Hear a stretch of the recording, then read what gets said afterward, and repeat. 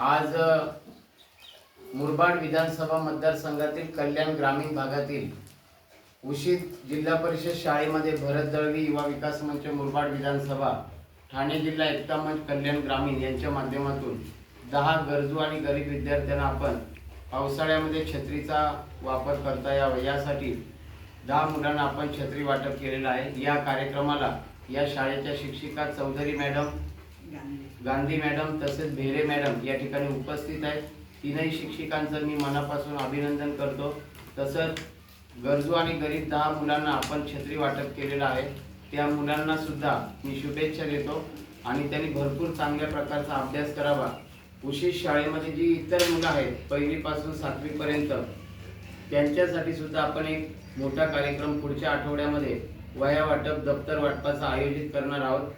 Compass पेटी असेल किंवा शैक्षणिक साहित्य त्याचा आकडा मॅडम मला लेटर पॅड वर देतील। तो कार्यक्रम आपण काकडपाडा हायस्कूलला आयोजित केलेला आहे।